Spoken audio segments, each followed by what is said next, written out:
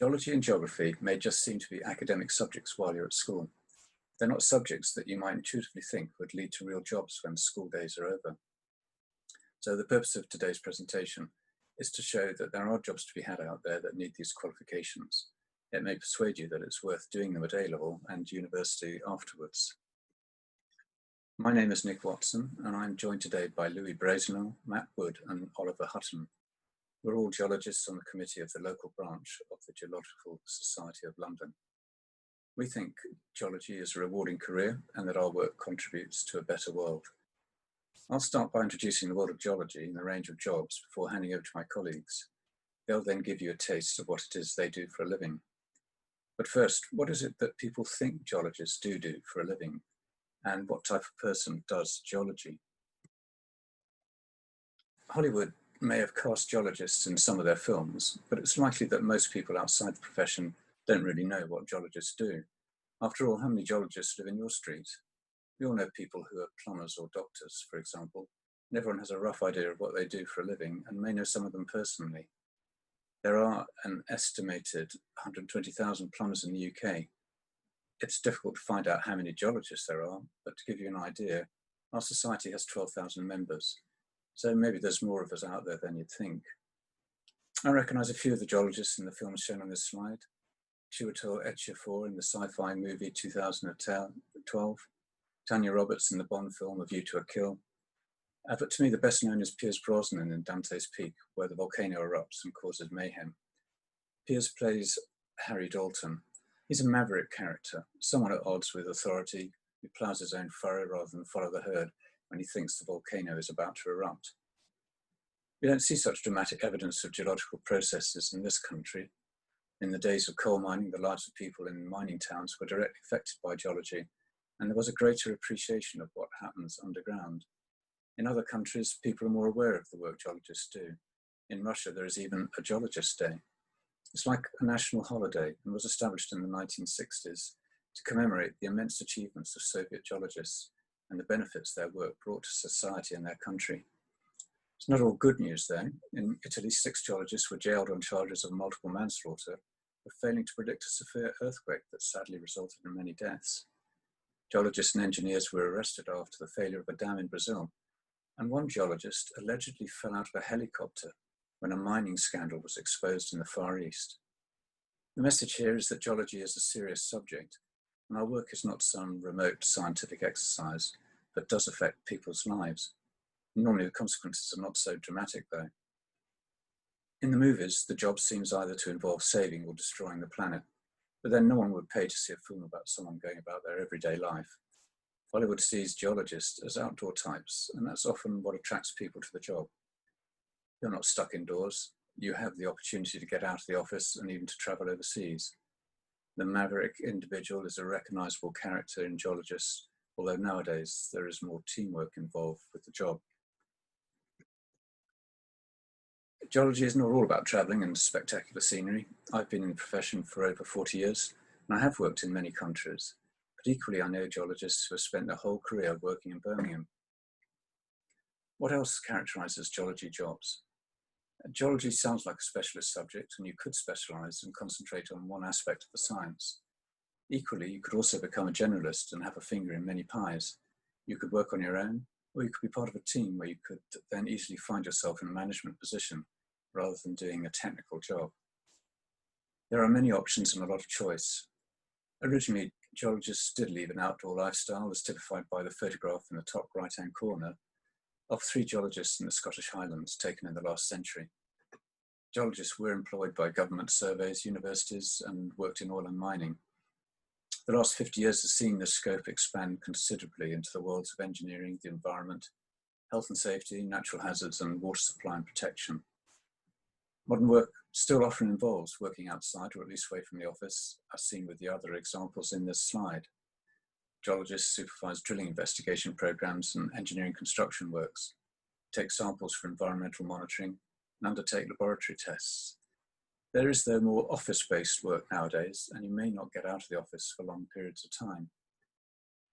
The Geological Society website link shown here has a lot of information on career opportunities for geologists, You can also get an idea from this website of the wide range of subjects that go to make up the science of geology. Now, it's estimated that the Earth is about 4.5 billion years old. That's a lot of ground to cover for one science, and it's inevitable that geologists get drawn to areas that particularly interest them. What's more, it's likely that you'll only use a small portion of what you learn to become a geologist, but you need to understand the wider picture to put what you do into context. Otherwise, it's like not being able to see the wood for the trees. There are 22 specialist subgroups in the Geological Society, as shown on the right-hand side of this slide. I won't read them all out, but 3 of them are particularly relevant to geologists working in the West Midlands. These are the engineering, the hydrogeology, and the contaminated land groups. Most of us working in the area are employed doing these specialisms. The Geological Society website also identifies the many and varied employment sectors, but I've simplified them on the next slide to give you an idea of who employs geologists. The private sector industries commonly fall into the categories shown on the left-hand side of the slide. The construction and waste sectors are big employers of geologists in the UK. I've used my knowledge as a geologist to reclaim many derelict land sites so that they don't present a risk to future generations and can be put to good use once more. You may find yourself working in consultancy or contracting, producing designs or signing off ground engineering works typically needed to prepare sites for construction. The mining and oil and gas industry sectors tend to have a more international appeal. Your office may be in another country or on a remote oil platform, and your colleagues could come from all over the world. I've also worked on mining projects around the world, both making safe old mines and designing new facilities. No new mining operation funded by Western finance would be possible without the input from geologists with engineering and environmental and hydrogeological skills. We get involved in the details needed to minimize the risks associated with major new works like a mine. It's sometimes said that young people are put off going into a career in geology because they feel the profession is associated with dirty industries. They're worried that they might be destroying the planet. We geologists feel we are part of the solution and not the problem. Sustainability is described as the 3 Ps, planet, people, and profit. The planet bit needs geological knowledge, and even the other 2 need our input. The geology underlies everything, and the ground can be a hazard. If you don't understand it, you can't manage the risks, and that's where geological knowledge is needed, as much to protect the environment and people in the world around us, as to find and develop new mineral resources and energy supplies needed to support a modern lifestyle, and even to help generate new technologies for the renewable sector. It's worth noting that industries that employ geologists also need other skilled workers who don't have geology qualifications. Larger firms especially employ staff in administration, computing and human resources, for example, to support their technical activities. Contractors employ skilled workers to operate laboratory and field equipment like drilling rigs. You don't need to be a qualified geologist to find employment in these industries. The main public sector organisations that employ geologists in the UK are listed on the right-hand side. National and local government departments employ geologists, as do schools, universities and research establishments. Organisations like the Environment Agency and Building Control are involved in the planning and construction process, and they have the job of reviewing and inspecting plans for development and the responsibility to approve or reject them. Infrastructure, like a national rail network or the national grid electricity supply, falls in both the private and public sector camps. Projects are large and complex, and geologists play a major role in the construction of new facilities and maintaining the existing infrastructure. Geology jobs aren't boring, and they're normally challenging and rewarding. By and large, they also need you to have a degree. Is it worth the considerable investment in time and money needed to get qualified? I'll finish off my bit by looking at the typical starting salaries for graduates. I've compiled this slide from the Geological Society website and from a Wikipedia site on salaries in the UK. The idea is to show how typical graduate salaries in geology compare with the national average. Annual salaries, after deductions like tax, are shown on the vertical axis of the graph, starting at 0 and stopping at £100,000. Only 1 or 2% of the population earn more than that every year. The horizontal axis shows what proportion of the working population earns less than the amount read off from the graph. The red star in the centre, for example, shows that 50% of the population earns less than £20,000 a year. which doesn't sound a lot until you think of all those who are working on minimum wage or part-time or on 0 hours contracts, but still pay tax. The yellow star on the right-hand side shows that 95% of the population earns less than £50,000 a year, so only 5% earn more than that. The general range of annual salary that graduate geologists can expect to earn is shown on this graph and lies, after deductions, between £20,000 and £40,000. Geology graduates will earn more than half the population does. Not surprisingly, the highest earners will be those in the oil and gas industry, where the lifestyle is more demanding and the industry is more profitable. These figures relate to the world before COVID struck, so salaries may change in the future. The demand for geological knowledge is unlikely to diminish though.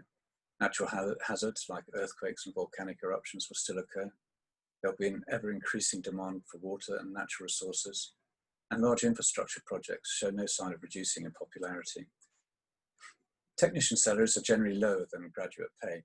What's more, while a geologist graduate salary should rise with age and experience, that of a technician might not see the same sort of increase. Salaries increase in a way that reflects the value your work adds to a project, because no one likes to throw away their hard-earned savings without good reason. It is common for graduates and technicians to serve a sort of apprenticeship for the first few years of their working life.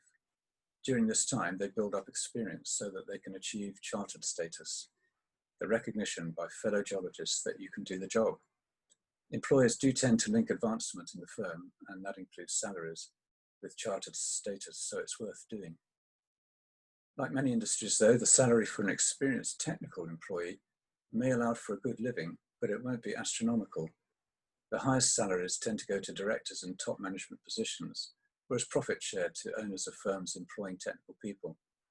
But with these top jobs goes greater risk and responsibility, and not everyone can be or even wants to be the boss. On that note, I'll finish my bit and I'll hand over to the others to continue. Hello everybody, my name is Louis Brazenall. I am a geo-environmental consultant at ATKINS, and I'm here to talk to you a little bit about careers in geology.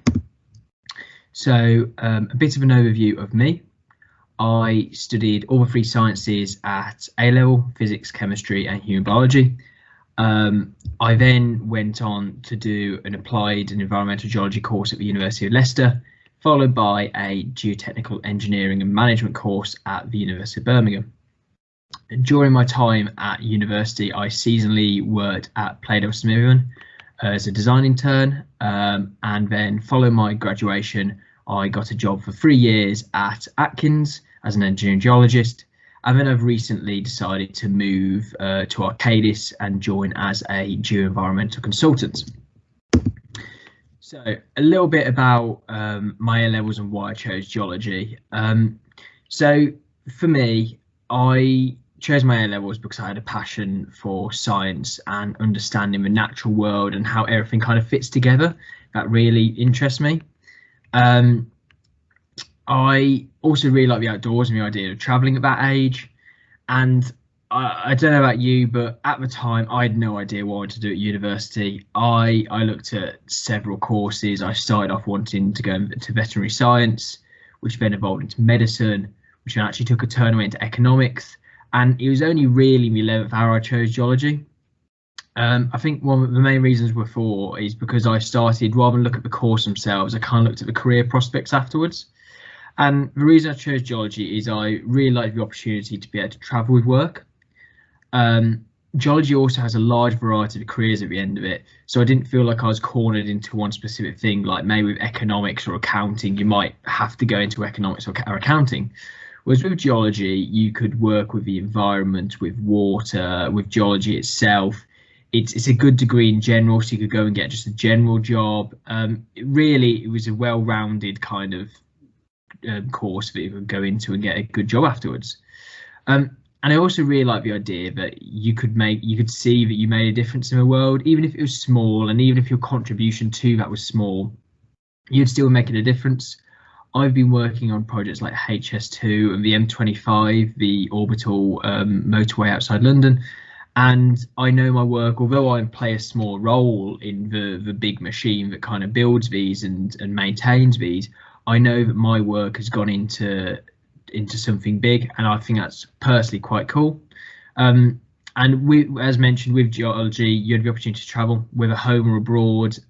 It's a well sought after degree, and I was once told that if things aren't grown, then they're mined. And so there's a high demand for geologists because we understand the ground, and so all over the world you can get a job pretty much. So I started my education off at the University of Leicester. This was a great course. It was applied environmental geology, so it really gave me a full spectrum of what to expect in the industry. The applied side looked at minerals and excavations, and then the environmental side looked at more how the human effects of that. So, and maybe like contamination. So that looked at kind of like source, pathway and receptor kind of models, you know, what the source of contamination was, who's going to be affected by it, and the pathway that links the two and how to remediate from them. And that really interests me, and that really started to help me picture what I wanted to do as a career. So I found a geotechnical engineering and management course at the University of Birmingham. And so this kind of took all the skills that I'd learned in my undergraduate degree and let me apply it into a master's, and in a sense kind of let me see how the human effects were on our planet. So one of my really interesting modules I did was one on ground investigations, and typically as a geologist what you do is you map the natural ground, which is an example you can see on the right. You'll be able to see different bands of rocks protruding from the exposure. Whereas on the left, it kind of took that experience and knowledge of what you knew and applied it to man-made structures. So on the left, you can see layers of road, and hopefully you can see there's kind of two big layers. And that's basically from where there was landslides in the area and there was a road. The road had kind of subsided and fallen down the hill a little bit, and the local authorities had just decided to pave on top of it and put another road on top. And they kept on doing this repeated process, and although you can only see kind of two layers of a road there, what had actually happened is about 5 or 6 times they'd rebuilt this road, but the more times they'd built it, the heavier it got and the more it subsided. And so that kind of how human interactions on the world and how our effects of our actions really interests me. So afterwards, I applied to ATKINS for a graduate job, and I succeeded, and I joined them as a graduate engineer in geology. They have a ground engineering academy, which really is a kind of 3-year course, which kind of really looks to upskill you as a professional. So there's a lot of field trips, there's a lot of varied project work, which I really enjoyed. You weren't just doing your engineering geology, which I enjoy anyway, but you get involved in data management, data analysis, looking at all that kind of stuff. What some of the interesting ones I worked on is I worked on a big research project for Highways England, looking at how all their earthworks across the network might deteriorate and trying to predict that. Another one was, I mentioned earlier, I worked on the M25. This was looking at financial modelling, so something well out of the realms of actual engineering geology, but still really interesting and really has made me a well-rounded professional now. After the completion of my graduate scheme, I was an assistant or an engineering geologist, and here I started to take more ownership of my work. So this is where I started to manage my own projects. So on the left is kind of a bread and butter of the geologist world is a ground investigation underway. So this is where you take these hollow tools, which hollow shells even, you can kind of see in the centre of the picture, and they get kind of sunk into the ground. When they're pulled out, they bring out the core, and this core of the ground can be mapped. And this kind of lets us understand if we build something, for this example, this is the M2 Junction 5 down in Kent. If we built something there, how would the ground react to that? And that's a very important kind of part of the engineering geologist world, because if you build something, you don't want to sink into the ground or it to sink at different rates. You need to know how the ground is going to react to whatever you're building. On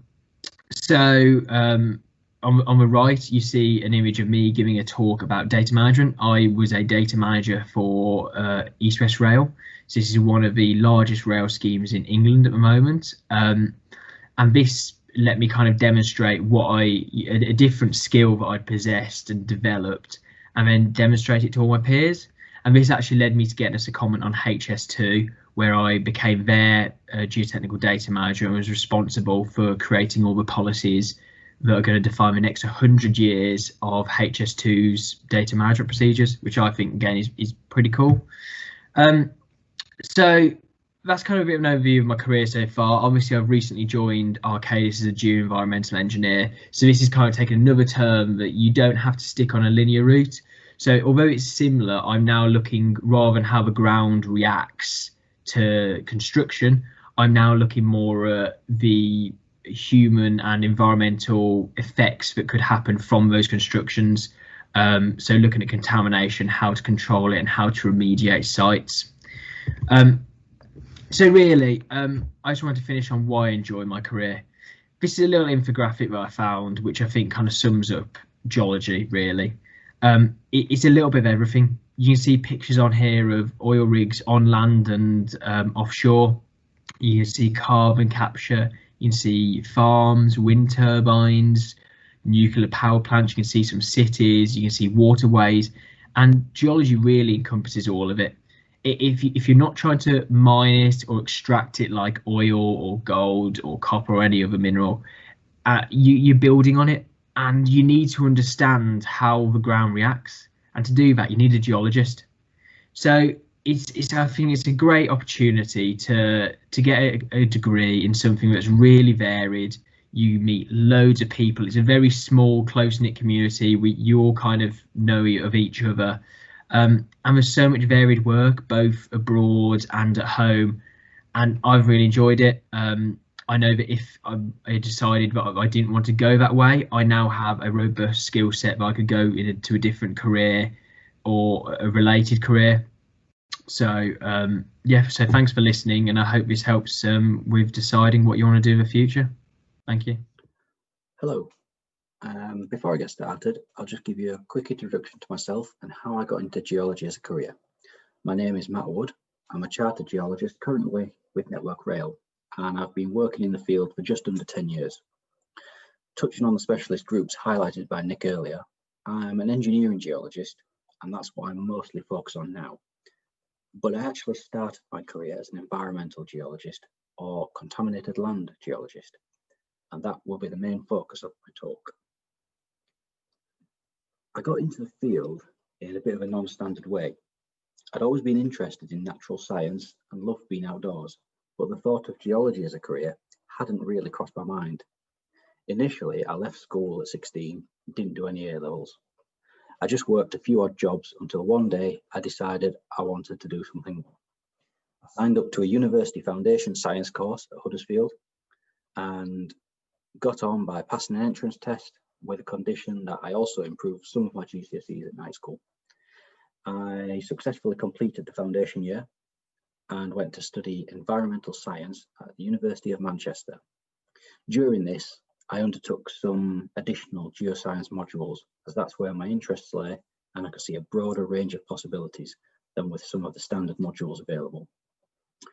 When I graduated, I was fortunate to get a job with a small geoenvironmental consultant, where I started to develop various geological field skills, such as monitoring, ground investigation, and geological mapping, amongst others. From here, I worked my way through various positions, constantly developing my skills. I undertook an MSc in engineering geology at Leeds to further improve my academic, theoretical, and practical abilities. And in 2019, I achieved Chartered Geologist status with the Geological Society of London. So, what is environmental geology? Environmental geology is a branch of science concerned with the application of standard geological principles to environmental problems. Things such as land contamination, environmental destruction, and even disaster relief. It's a specialised field that requires lots of different skills and works very closely with many other branches of geology, such as engineering geology and hydrogeology. It can also link very closely to various non-geological disciplines, such as biological sciences, when considering things such as the breakdown of rocks by microbes, or atmospheric sciences, when looking at the release of gases into the atmosphere by weathering, natural weathering of rocks, or the burning of fossil fuels. On any given day, you're likely to be involved in highly varied work, such as monitoring for ground gas from abandoned mines or landfill, remediating an underground storage tank, or even planning a new mine, a new lead mine, or any other semi-precious metal. In the UK, because of our industrial history, a lot of what we do is involved with solving historical environmental issues. But at the same time, we try to make sure that similar issues, similar environmental issues, aren't left for future generations to deal with. I'm hoping to touch on a few aspects of what we do using a couple of case studies. And although I've worked on similar issues, the case studies I'm going to show are a little bit generic to try and illustrate the field and some of the issues that we look at. In the first case, we're going to look at Paris Mountain on Anglesey. I first visited here as an undergraduate looking at environmental contamination. We were looking at variations in surface water pH across the site. Some of these were down as low as pH 1.7, which is pretty low. The site itself is a historical copper mine located, as mentioned, on Anglesey, North Wales, and is actually now a major tourist attraction. There is evidence that copper had been mined here since the Bronze Age, around 4,000 years ago. Then again mined by the Romans, and heavily again in the 18th century. You can see the mine as the discoloured patch towards the middle of the Google Earth image. At its peak, it was actually one of the biggest mines in the world, and I believe it was actually the biggest at one point. When I switch to the geological map of the area, you can see how the copper formations in orange map very nicely onto the area of Paris Mountain mine. At the time, the extent of the deposits wasn't understood. Miners would simply find a vein of copper and follow it until it ran out, leading to a large number of underground tunnels and passageways with random orientations, along with extensive surface pits and tips, resulting in what we see today. The copper was broken up and melted, but then better quality products could be made by precipitation from water into large storage ponds, and it was also extracted later, still using acid. Unfortunately, though these more efficient processes produced better quality copper, they also produced highly contaminated water. And as you can see from the image there, very little grows due to the high levels of ground contamination from mineral salts. In this location, environmental geology plays a key role in understanding the extent of the copper deposits and how the legacy effects of mining will affect the surrounding areas currently and in the future. The contamination is significant and the risk of it spreading to the surrounding areas is also quite great. So we need to understand where the workings are underground, how deep they are they open or filled, are there any faults or fissures that allow contaminated materials to migrate away from the site, maybe into groundwater resources or the local sea life areas, local coastal areas. We need to understand what levels of contamination are a risk to human and environmental health. Does it deteriorate quickly? Does the contamination have a short half-life, in which case it may not actually be that much of an issue? Or is it quite a persistent chemical in the environment? And importantly, we need to understand what we need to do to protect people and the environment. Another example of what an environmental geologist might do on a typical day is the decommissioning and remediation of underground storage tanks, for example, petrol stations. Many buried tanks exist, particularly in built-up areas, most of which go unseen by the majority of the public, but that comes with the downside that being buried can make inspection and maintenance very difficult. There's also a big risk of unseen leaks occurring that may only be detected when nearby people or the environment become visibly negatively affected, also known as people get ill. In this instance, an environmental geologist would create what's known as a conceptual site model, considering in the first instance the geology underlying the tank. For example, is the geology a sand or a gravel and therefore permeable? Or is there a decent impermeable clay layer that can trap and hold any leakages? Additionally, you might want to consider, is there any contaminant or chemical residue remaining in the tank before you try and move it? Is there a leak? Is the tank leaking? And is the surrounding ground already contaminated? If so, is there any pipework or geological faults nearby that would be a pathway to allow any contamination to migrate off-site? And is there any water that might act to drive this migration? As a starting point, an environmental geologist may compile a range of desk-based sources, old records, photos, geological maps, to build up this conceptual site model. This helps to illustrate visually all the possible pollution sources, pathways, and importantly, the receptors, the ones that are going to be affected by the contamination. One key point you can hopefully see here on that plan is that it's not just the ground and the water that's at risk. On the right, we can also see the production of ground gas and migration into homes, or the uptake of contaminants by plants, a process known as bioaccumulation. Once a test has been undertaken, the geologist may instruct a ground investigation, drilling or digging pits to collect samples to assess the characteristics of the ground, the levels of contamination, and any unforeseen chemicals. This is, in a nutshell, a staged process that allows detailed information to be gathered in stages to produce plans for remediating the site and removing any environmental risks.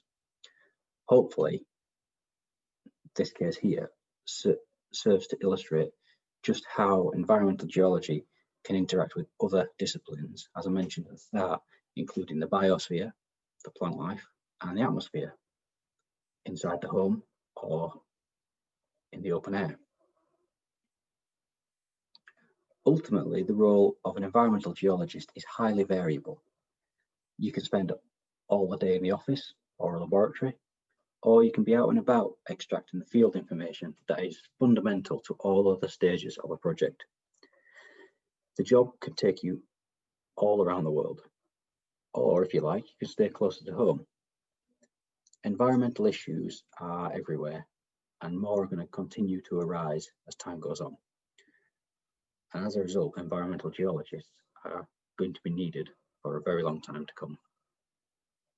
Thank you.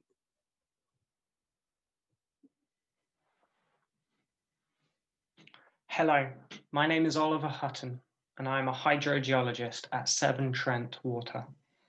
Today I would like to talk to you about my pathway to a career in earth sciences. No doubt, many of you are being reminded regularly by your teachers and family that the choices you make now start to build the pathway to which your professional lives will take. The common belief being that the choices you make at GCSE level determine your A levels, which in turn drive your choice of a university course, assuming you intend to follow the traditional route. To start with, I would like to give 3 pieces of advice. The first is, what subjects interest you the most, and build upon that. For me, it was sciences and geography, although I was also very interested in history and politics, especially around the topic of the environment, growing up with ever-increasing news on the concerns around climate change. The second piece of advice, your GCSEs and A-levels will happen very quickly.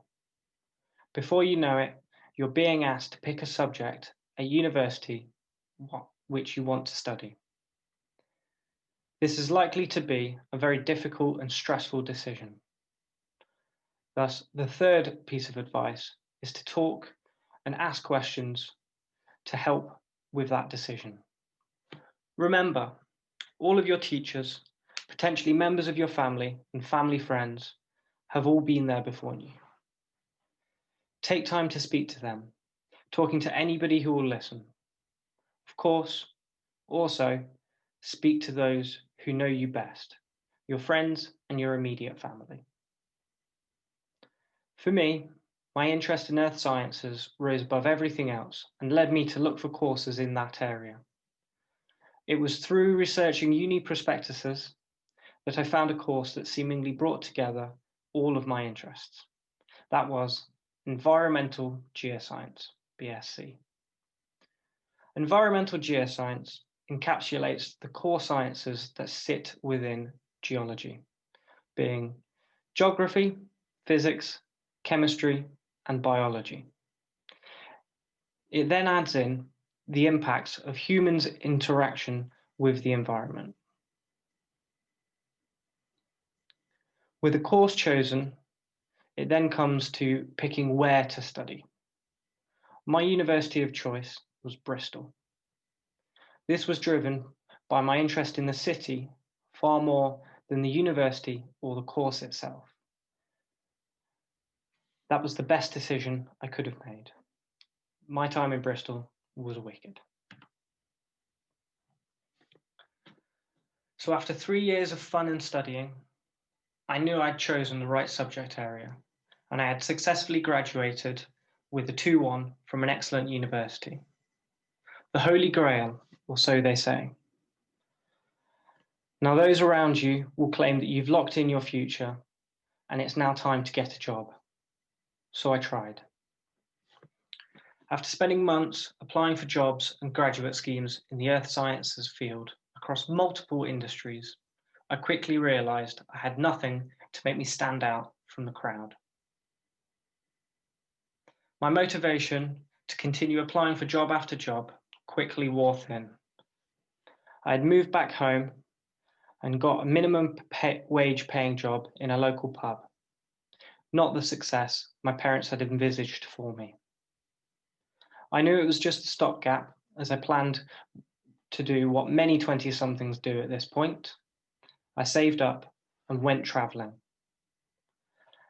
As it had become apparent to me that nowadays, unfortunately, for many industries, 1 degree is simply not enough to get the job you always wanted. Thus, I was thinking about going back to university. My interests hadn't changed, and I'd found a few different masters that I was interested in applying for. One on nuclear waste disposal, one on hydrology, and a third in hydrogeology. As a quick aside, while sounding similar, the two ologies are very different in application. Hydrogeology is the science of groundwater, that is, water within the earth, usually contained within the bedrock geology. Hydrology, on the other hand, is the science of water on the earth, usually with a focus on rivers. It was whilst travelling in India that a decision was made for me. Back in 2015, India had had its 3rd successive poor monsoon season. These seasonal rainfall systems provide the majority of the irrigation and drinking water to the region as a whole, but it only rains for 3 months in the year. For the other 9 months, much of those seasonal rains are stored in the shallow aquifers across the continent and are accessed through wells and boreholes. India is one of the most groundwater dependent nations in the world, with up to 80% of the country's population relying upon groundwater for its drinking and irrigation. The structure that you saw on my first slide and behind the text now is of a step well in Rajasthan, which acted as one of the many types of historical municipal water sources used by the general population.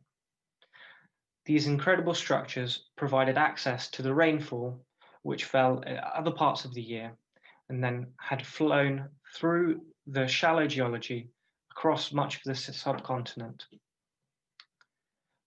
My time in India highlighted the undeniable necessity of water to humanity, but unfortunately today, some of these striking structures, which were designed and built hundreds, if not thousands of years ago to access this incredible resource, were often mismanaged and currently polluted. Seeing this pushed me to my second choice of an MSc in hydrogeology. This time, City Choice came very much second to the quality of the degree on offer at the University of Birmingham. So it was back to university, but this time with a clear goal to get the elusive professional job in an industry which I cared deeply about. And I'm happy to say the plan worked. Having completed my master's, I had 2 weeks off before I started my first job as a consultant hydrogeologist at a company called ESI in Shrewsbury. Almost all of my 30 classmates on the Masters had had similar job offers on completion of the course. A day in the life of a graduate consultant hydrogeologist involves a real mixture of work. From routine fieldwork, collecting physical data using various pieces of technical equipment, processing much of that data using a variety of different methods, and drawing out any conclusions from that. Finally, presenting those in figures such as GIS maps and hydrographs, and writing them up in technical reports. The key client I worked at for ESI was Severn Trent Water, for whom I was involved in various large environmental and sustainability-based projects. Primarily, these fell under the banner of restoring sustainable abstractions. In essence, identifying where historical groundwater abstractions have led to a drop in river flows in the Severn Trent region, causing sustained environmental harm. Then focusing on how Severn Trent can adjust their abstraction patterns to mitigate these risks to the environment, whilst maintaining the supply of water to our homes that we expect. Another key work area is catchment risk assessments. These involve the environment and land use, assessing the environment and land use practices nearby to public water supply groundwater abstractions, from which Severn Trent can identify local farmers that they can work with to improve their farming practices to ensure the water they abstract from those catchments is good to drink. More recently, I was given the opportunity to undertake a secondment at Severn Trent. This involves working full-time for the company, but not as an official employee, although I am now actually an official employee. My first project at Severn Trent was to carry out a deployable output assessment. This is a fancy way of saying how much water can I produce from any given borehole during a drought scenario. This requires a review of both the technical hydrogeological setting of the borehole, but also considering all other potential constraints to output, i.e. pump or treatment works capacities, or the nature of the network downstream of that groundwater site. Finally, I'd like to take this opportunity to give a shout out to an excellent and vital charity that I've had opportunity to support on a couple of occasions, Groundwater Relief. Groundwater Relief work to alleviate poverty by helping others develop and manage groundwater resources.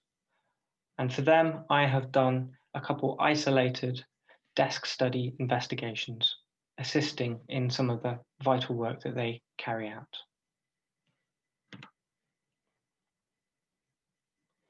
To summarise, take the time to consider what interests you the most. Please do remember, within geology and earth sciences, there is a myriad of specialisms and areas of importance, all of which are critical to the development of a truly green and sustainable society as we move forward further into the 21st century. Put simply, we need more earth scientists. And as a word of warning, unfortunately, 1 degree may not be enough to get you the job you have your sights on today. It was not for me. And finally, whatever you decide, wherever you decide to go, communication is a critical skill across all industries and work areas. Don't fret, take your time, do what is right for you. Thank you for listening. Now you've heard a bit about what geology offers as a career and the personal experiences of 4 of us working in the Midlands. To sum up, I'm going to mention what I think are the main points. Firstly, the route to a career in geology doesn't necessarily follow from A-levels and a degree. We haven't all followed this route, but it's probably the most common way into the profession. A general science background will always be useful, and geography fits into that regime too. So if you're wondering what to do at A-level and perhaps beyond, then those subjects will give you a route into geology as into a lot of other professions. Secondly, there is this saying that you should follow your skills and follow the money. Concentrate on doing what you like, what you're good at, and use your skills where they are valued, whether that's in business, government, or academia. You may not know straight away what really suits you, but as geology offers wide choices, you don't have to commit from day one, and this gives you time to find your niche in life. All 4 of us started with geology, but followed different career paths afterwards. Thirdly, geology provides good career prospects and reasonably good salaries, but don't expect to own your own gold mine. There is something of a lifestyle choice about the profession, as it still allows you to get out of the office and to face interesting challenges. You don't have to be man of the mountain like Piers Brosnan in Dante's Peak, but we've all experienced a mixture of site and office work. There's room for all sorts in the world of geology. And lastly, not just earning a living, you're doing something that benefits society. We've all found satisfaction in knowing that our work contributes to the wealth of people worldwide, improves living standards, and creates a cleaner environment. I've added another link to a series of publications produced by the Geological Society of London on this matter, if you want to find out more about the role of geology in society at large. And on that note, we'll draw the talk to a close. Thank you for listening.